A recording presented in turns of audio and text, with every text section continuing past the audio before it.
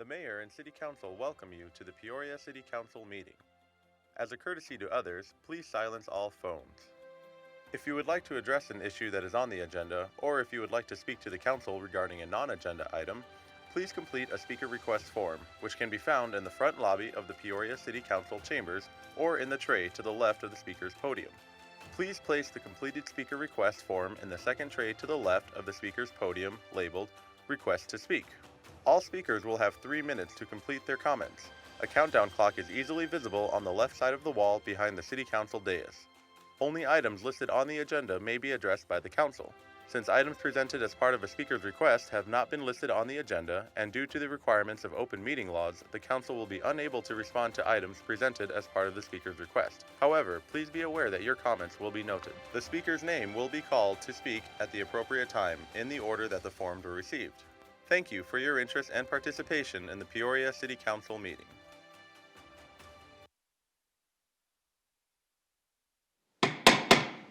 Peoria City Council meeting will now come to order. Please rise for a moment of quiet reflection and the Pledge of Allegiance led by Youth Council Liaison Tuwari. I pledge allegiance to the flag of the United States of America and to the republic for which it stands, one nation, under God, indivisible, with liberty and justice for all.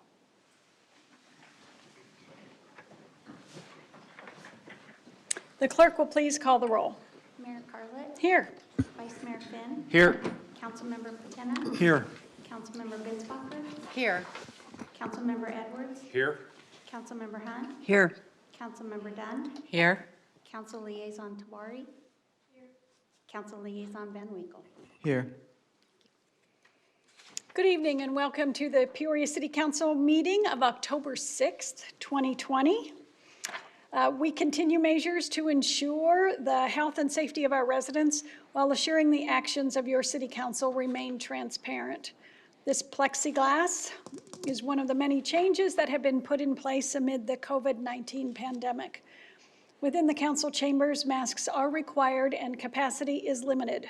The barriers you see between us allow us to conduct council business without a mask while controlling the possibility of transmission. For additional in-person and remote viewing and speaking measures, please consult the City of Peoria website. We will begin this evening's agenda with a presentation. This is a proclamation recognizing October as Domestic Violence Awareness Month. And I am going to read this proclamation. Whereas the City of Peoria Mayor and Council members are honored to join with the community at large in thanking advocacy groups, volunteers, law enforcement officials, and other individuals who have devoted their lives to end domestic violence in the City of Peoria and around the nation. And whereas domestic violence is an unspeakable offense against human dignity that shatters lives and families and spawns lifelong feelings of hopelessness and despair. And whereas across the nation, an estimated 10 million or more cases of domestic violence occur each year and kills an average of more than 3 women each day. And whereas each October, the formal recognition of Domestic Violence Awareness Month allows the community to acknowledge and show their support for the victims of this horrible crime. And whereas through programs such as the Peoria Police Department Victim Assistance Unit and the City Prosecutor's Office Victim Assistance Unit, the Neighborhood and Human Services Department, and other advocacy groups, we can work together to end this violence and protect all members of society. And now, therefore, we join the residents of the City of Peoria in bringing to light the viciousness and lifelong devastation caused by domestic violence, and in recognizing the committed and caring individuals who defend and support innocent victims. And in grateful recognition thereof, I, Kathy Carlett, Mayor of the City of Peoria in the state of Arizona, do hereby declare October 2020 as Domestic Violence Awareness Month. Thank you, Mayor, for that resolution. And it's timely that tonight I have with me Elizabeth Hartley. She's our newest member of our department, and she is the supervisor of our victim advocacy for our city. She is in a unique position to be at the ground level to build a team, and we're currently in the process of getting other advocates to work with her to help address the issues of domestic violence and other violent acts that we have to investigate. So at this time, I'd just like to briefly have her come up and introduce herself and some of her background. Thank you. Great, thank you. Evening, everyone. Thank you for having me. I started victim advocacy in 2018 as a crisis volunteer, and then was employed with Mothers Against Drunk Driving and came to Peoria from there. So I've got quite a few years of experience with this.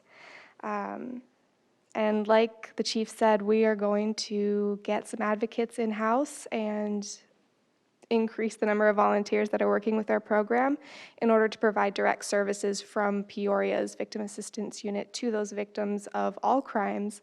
But of course, there's always going to be extra attention given to domestic violence because of its prevalence and severity. The prevalence of that, as you stated somewhat in the proclamation, is 1 in 4 women, 1 in 10 men, and 1 in 9 children that are either experiencing or being exposed to domestic violence in their lifetime. So it is a really, really prevalent crime that is occurring. We'll coordinate with community agencies to make sure that the victims are getting a well-rounded response and hopefully end domestic violence. And I see a lot of you are wearing purple tonight to raise that awareness in the community. So thank you. Thank you, and welcome to Peoria. And we are all wearing purple tonight, just to show our acknowledgement of this terrible crime. And as a matter of fact, City Hall is going to be lit up in purple every night for the rest of this month. So hopefully that brings enough attention. Thank you both very much. All right, we will now move on to the consent agenda. All items listed on the consent agenda are considered to be routine or have been previously reviewed by the City Council and will be enacted by one motion unless a council member requests an item to be removed and considered on the normal sequence on the agenda. Tonight's consent agenda includes items that require public hearing. Members of the public have been given the opportunity to submit comments and questions through a variety of electronic methods. If there is any member of the public present who wants to address a public hearing on the consent agenda, please complete a speaker request form. We have not received any speaker request forms in any way. So having said that, council, are there any items to be removed from consent? Seeing none, do I have a motion? A motion. A motion and a second. Council, please vote.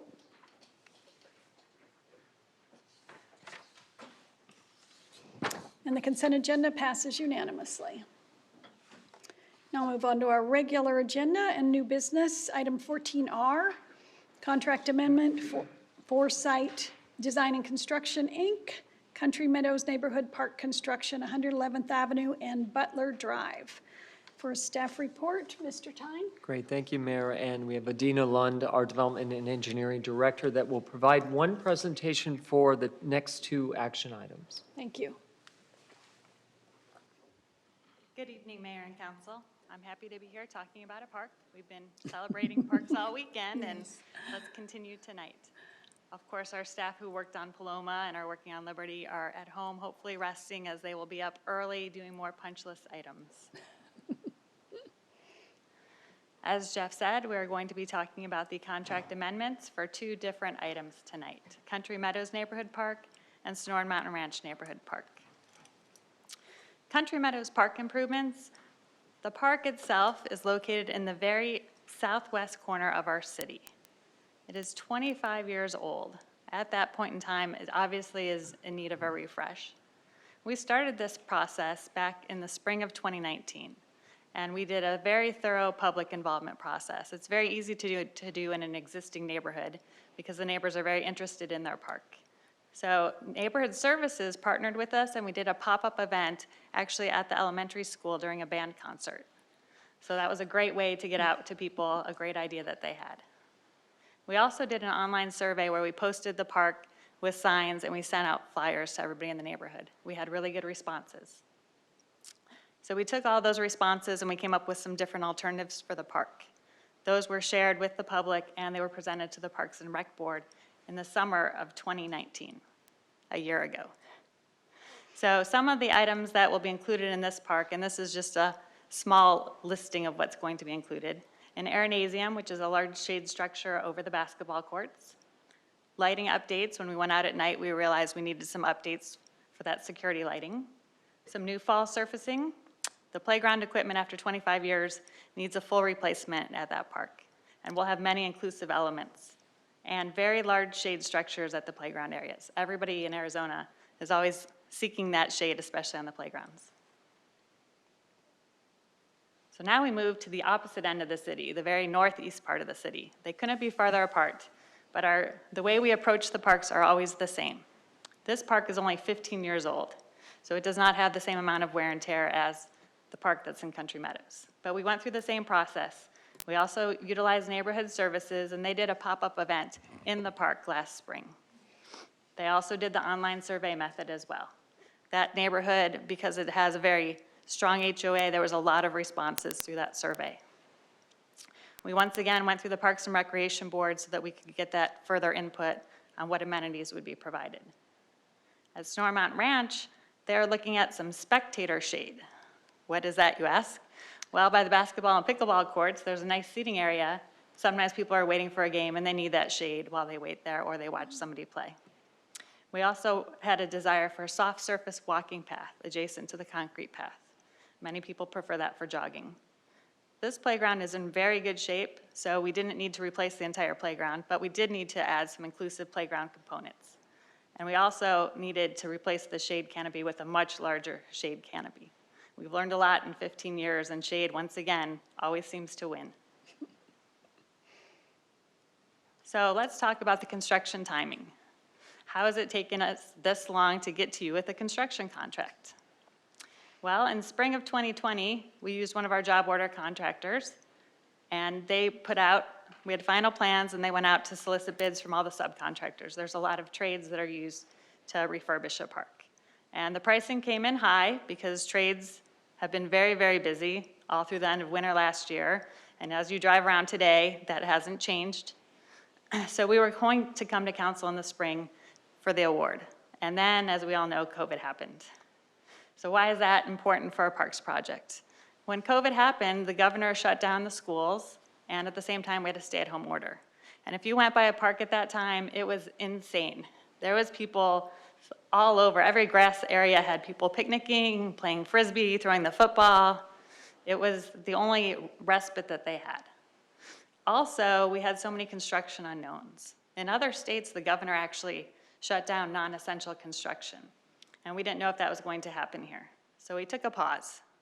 We said, we need to see what's going on. So this summer, pause is over, and we went and we rebid those projects, but still the construction industry is busy, and we only saw the price increase drop by 1%. We are always hoping for more, but construction is everywhere, trades are busy, materials are in short supply, so those are the prices that we got.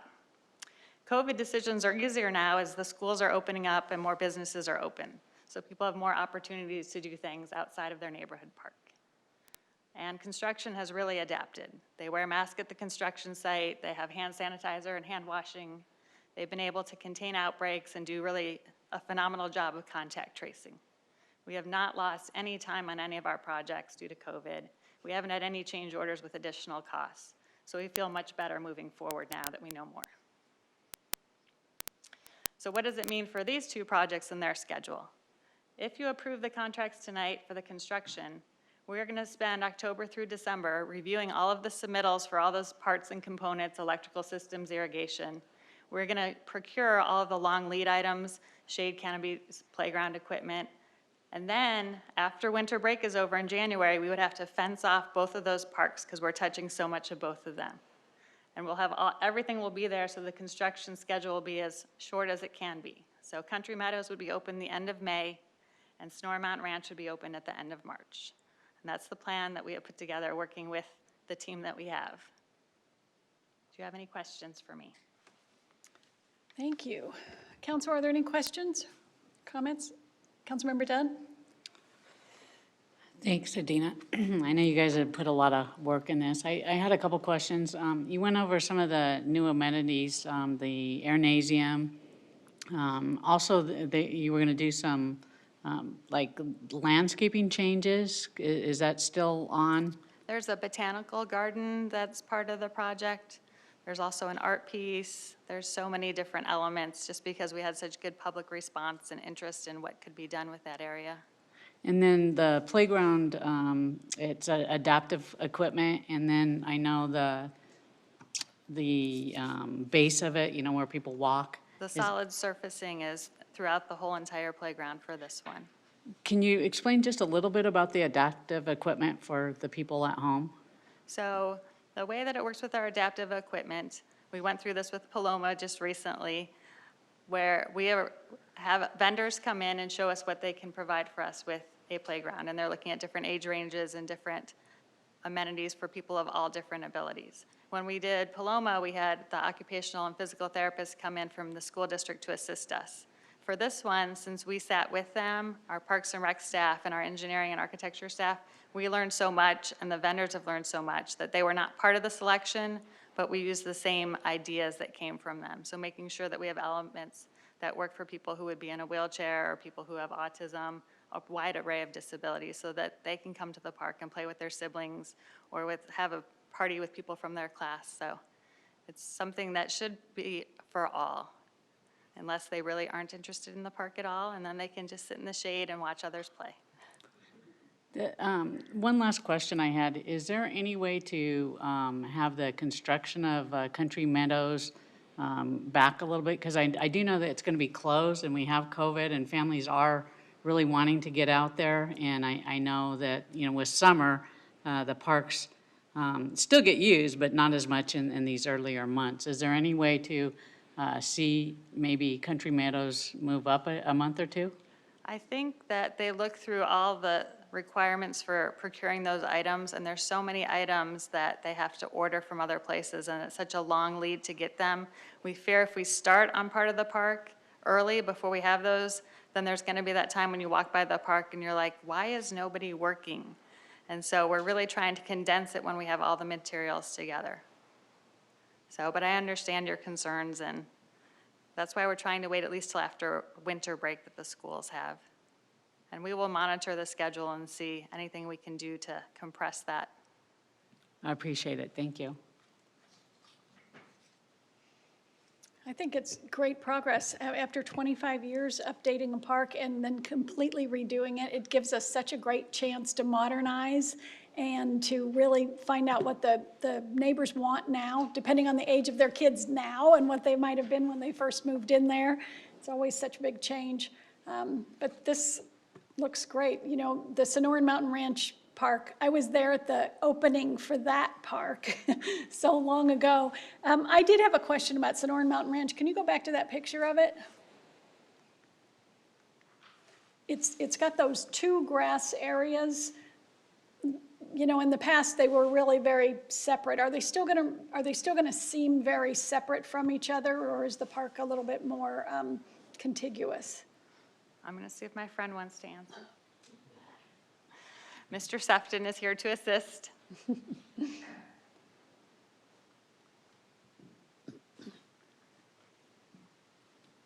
evening, Mayor and Council. Mayor Carlett, that grass feature to the right side of the screen or to the east is actually a retention basin. So it's rather deep and is really there to accommodate the stormwater. So it is not an active play area. So it's a little bit deceiving in the 2D plans here. We actually have this targeted for a bit of turf reduction and efficiencies for the irrigation system. So no, it is not going to be tighter or more contiguous. From a landscaping standpoint, we will enhance and integrate the shrubbery and the DG, those types of things in that area. So the area on the west side is really still the park. Yeah, the west side is the large flat turf, and the crews have been working on the agronomic activities for that space. This past year, we had some good turf grow in, and each year subsequently, we expect to have better grow in. The inclusion or the slight reduction there, we call it a turf diet. That slight reduction will actually help from a conservation standpoint, but also ensuring that we get the irrigation in the right spot at the right time, so even out the pressures. So it's definitely the middle of the road from a budgeting standpoint. It will never look like Paloma's grass, but it will be really solid Bermuda grow-in. Okay, well, I'm just glad that the community is happy with their new park. Thanks, both of you. Okay, we will vote on these individually. Mayor? Yes, do you have some more comments? Councilmember Dunn? So I just had one more question on, I know I got to be a part of seeing Paloma Park, and a beautiful job that you guys did on that as well. And there was a lot of innovative things, you know, on every aspect of it, including the restrooms.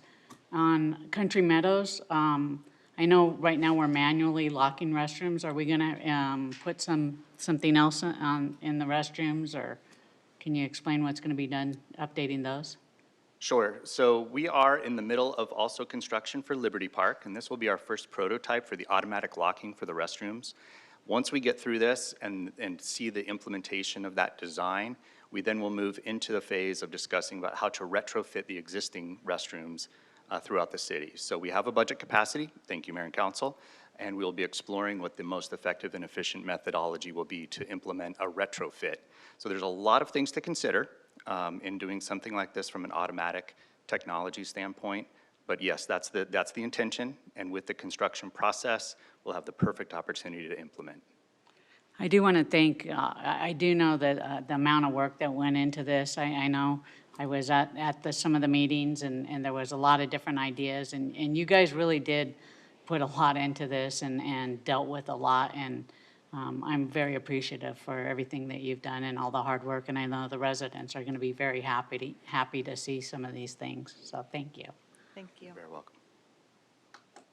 Okay. All right, so this is item 14R, contract amendment, Foresight Design and Construction, Country Meadows Neighborhood Park Construction. Do I have a motion? Motion to move forward? We have a motion and a second. Council, please vote. And it passes unanimously. And now item 15R, contract amendment, Foresight Design and Construction, Sonoran Mountain Ranch Neighborhood Park Construction. Do I have a motion? So moved, Mayor. We have a motion and a second. Council, please vote. And that is unanimous. Thank you very much. We love our parks. All right, the next item on the agenda is call to the public for non-agenda items, and I have received no speaker request forms. And so we will now move on to reports from City Manager. Mr. Tyne. Great, thank you, Mayor and Council. And just a brief update. As we're aware, during this COVID event, it has been so important for the city to really put our resources into play quickly. And that means, of course, putting funding aside to help our businesses adapt, and also for our residents that are most vulnerable. So with that in mind, we've asked our deputy city managers, Katie Gregory and Eric Strunk, to provide an update within their respective areas. So I'll pass it to Katie and Eric. Thank you. Thank you. Good evening, Mayor and Council. Thank you. I just wanted to provide a quick and hopefully final update for you on the Peoria Small Business Grants Program. First, thank you again for the council giving the funding authority to go forward and do this. Our small businesses, thank you for sure. But as you know, with all the uncertainty that came with COVID, it put a lot of questions out there for many of our small businesses in the community. So having the ability to provide a grant program and that lifeline in some cases was really important. Just some background, program launched on August 17th, and it was intended to run for 1 month, and we had our motto of let's give out $1 million in a month. However, just 2.5 weeks into it, we had to basically close the portal because we had such great interest in the program, and we had received enough applications that we would have been, well above our funding allocation for that program. So what were some of the results? I've shared a bit in the past, but we were slightly over our mark of $1 million. We are ending up at total awards of about $1.2 million approximately. We have 77 businesses that we were able to award grants to, and these businesses support over 530 jobs throughout the community. So I think that when you put all of that together, that's just a really neat statistic to kind of consider those people who are receiving the benefit of this, not just the owners of the businesses, but those who work with those businesses. What was even more gratifying, I think, in all of this was not only the geographical distribution across the city. All areas of the city were where we have different businesses operating, received funding. It was very well distributed, as well as across the different industries. So fitness, those who run dance studios, Pilates, fitness centers, retail, personal services, professional services, even some home-based businesses, as well as some non-for-profit. But really kind of, we were able to serve 24 of our restaurants in the city with some grants. So that's been a really great viewpoint to kind of see all the different types of small businesses we have in the city and all those industries, and all of them were represented in how we were able to provide funding. I want to thank real quickly our program partner in this, which was the Arizona Community Foundation. They administered the grant. They were responsible for taking in the applications, vetting the applications, recommending funding, and then also, they were so efficient and professional in the way that they managed this that we were able just Monday, I was able to finalize the last batch that we're going to be awarding. And, basically at that point, we've done everything that we need to do. So the efficiency of this was pretty amazing, and we could not have done that without their support. So they were great. And lastly, I'd just like to say that our Economic Development Services Department did an outstanding job of monitoring all the customer service questions that were coming through our concierge program directly to the city. Some of these businesses were really desperate and were really looking for answers, and they were the first line of defense in that. Reaching out, getting people to know about the program, telling them about it, helping them find the web page, how to manage through that. They just have a fantastic group over there that have done just an amazing customer service job on this one. So all good news. The grant program is closed at this point, but we are so very happy and proud of the results from this. So That is great. It is very, very good news. I know that throughout the state of Arizona, all 91 cities and towns did get some CARES Act funding.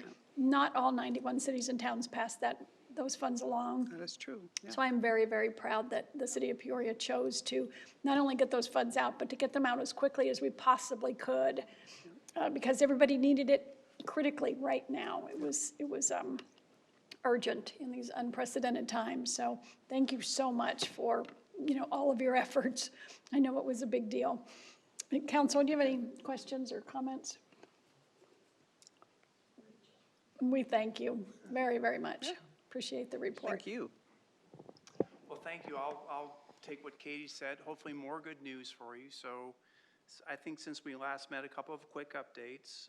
You recall the grab and go, not grow, but go.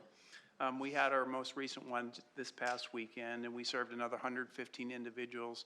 Kind of taken as a whole, if you're to look back at the last 4 or 5 months of our COVID life, it's right around 1,000 people throughout Peoria that have received lunches, dinners, food from various restaurateurs in Peoria.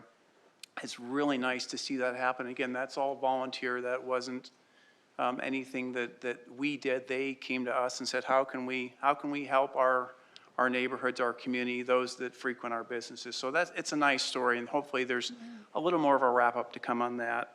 The other item I wanted to share with you is the library has been hard at work. You may recall that we used some of our CARES Act money to purchase what we call Wi-Fi hotspots and Chromebooks. And in total right now, it's about 100 or so collectively of everything. We've got a little bit more we're ready to launch out. And we're giving it the first kind of quarter of implementing this. We've got another month. And the important thing is those that don't have access to Wi-Fi that need that to apply for a job or do their schoolwork or even need a Chromebook, they can go to a library and pick one up for a prolonged period of time. That's available. Go to your library. They'll have it for you. We want to get those out to you. The other quick thing I wanted to share with you is you recall, it was in August, the time frame where we partnered with the Peoria Unified School District to help them with their on-site support centers. You recall that we used a little bit of our CARES Act money to provide funding to pay for AM/PM staff to assist them during that phase where they couldn't quite open up, and they opened up, but they also had at the same time provide services to those on site in a support mode who didn't have access to computers, who would then be able to avail themselves of online learning. Long story short, we did that. That was successfully completed. It was about 4,000 students that our AM/PM staff touched through that time period. So that's a very good news story. And I like to think of that as 4,000 families that had a place to take their child in a safe, supervised environment to learn and to pursue school despite what's going on with COVID. The other quick thing I wanted to share with you, the rent and utility assistance program, you're very familiar with that. The good news on that is we signed all the contracts, the documents, Foundation for Senior Living, who will actually administer the program for us out at the community center, the resource center there. They are hiring the staff they need to do that. We have been keeping the list of individuals in the queue. There's 40 so far that will qualify, and once they bring their staff on board, which should be short order here, we're going to get them through the pipeline, get them qualified, and get them the relief they need. And that's rent and or mortgage assistance in addition to utility assistance. It's about $1,500 in utility assistance, and I believe it's up to $1,000 for the rent mortgage assistance, and that'll come online. Finally, I just wanted to drop a quick thank you to the Parks and Recreation Department. COVID has had a big impact on recreation and the ability to open up centers and provide youth sports. And I'm kind of happy to report that the fall youth sports program, being mindful of all the CDC protocols and Department of Health protocols, it's opened up. And you may have seen that in some of our parks. If you drive by Rio Vista, you'll see the lights on. There's baseball happening again. It's being done in a safe and very supervised manner. So far, it started on the 5th this week. It'll go till November, and this is the youth component. 790 participants. Now, that's not as high as it was in previous years. It's about half of what it was the year prior. But the fact that we have 50% of what we had last year at this point in time with everything going on, I find pretty remarkable. I think it shows an interest by our community in wanting to try to get back to normal, but doing it very safely. So hats off to the staff there and the community for availing themselves of that. That's really it. Just a real quick touch-in, real quick report. More to come as we go down the road here. So I'll turn it back over to our city manager, Jeff. Great. Thank you both, Eric and Katie. And, so much of the business of government is about planning and budgeting and logistics and monitoring. But the reality, as you hear tonight, is it's about stories. And the outcome is about stories of relationships and partnerships and about making a meaningful impact with just small investments. And so great story. We thank you so much, Council, for, as Mayor Carlett had said, putting this money into play. Not something you saw in every community, but it sure worked in Peoria. So that's all I have. Thank you. Thank you. And again, thanks to both of you. I was at Rio Vista Park. Well, I was at Paloma Park also, but I went to Rio Vista Park the next day, and there were families under the Ramadas, and I saw the baseball, the Little League playing, and it was just a touch of normality. It was really, really nice. So thanks, you guys. All right. I have started asking our youth council liaisons if you have anything you would like to share with us this week. Mr. Van Winkle? Thank you. So Mayor and Council, so Friday, August 25th, the Youth Advisory Board had our retreat in which the members broke up into our subcommittees. We have committees that tackle different areas, and hopefully then our goals as an entire board can come together more smoothly. So I actually facilitated my committee, which is the social media committee, and we put together goals to make more frequent posts to grow our following on social media. We have about 384 followers right now, which is okay, but it's definitely something that we can improve on. And we also filmed a video at the end of the retreat. Members would walk out and they said something to someone who may be struggling with thoughts of suicide. Now, yes, this was during Suicide Awareness Month, but we recognize that just because the month is over, suicide is not. And so I'm still planning on talking to our vice chair. I was actually elected chair of the committee.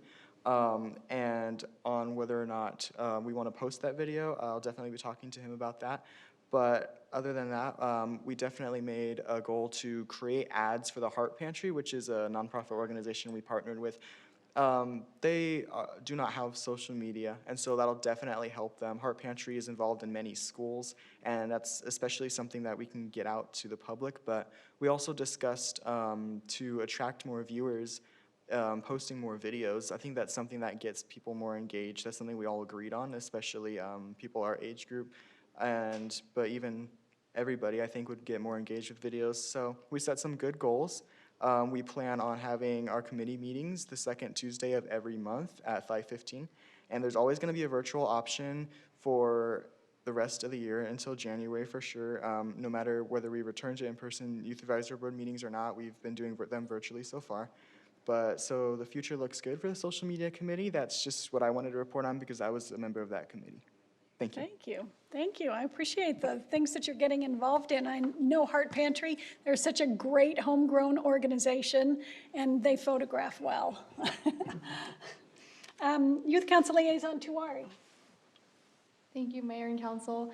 So although I was not part of the social media committee, I was part of the Youth Government Day committee. So Youth Government Day has been happening for a few years. Unfortunately, we did have to cancel it for this year due to COVID. But this year we have bigger and better plans for it.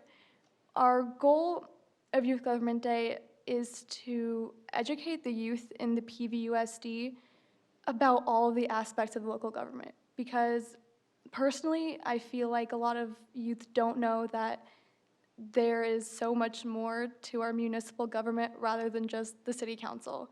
So we want to raise awareness and teach the youth that there are opportunities for them in law, in the police department, fire department, committees like Parks and Rec.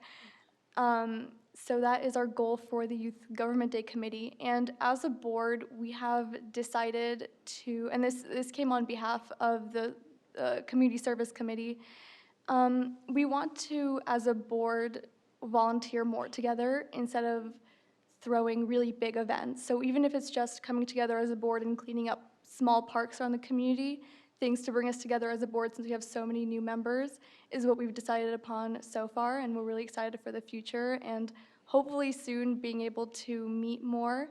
And yeah. Meet more. One of these days, we'll get back to normal. Well, thank you. I appreciate you drawing attention to local government because so often when people think of voting, they think of the federal election and that's it. So, you know, we're at the bottom of the ballot and local government really is everything that you touch every single day. It's your quality of life and it's what, you know, the reason that you move into your home and what makes your family, you know, sort of circulate around its own city. So I'm really pleased to hear you say that. Thank you. And so with that, there being no further business, we are adjourned.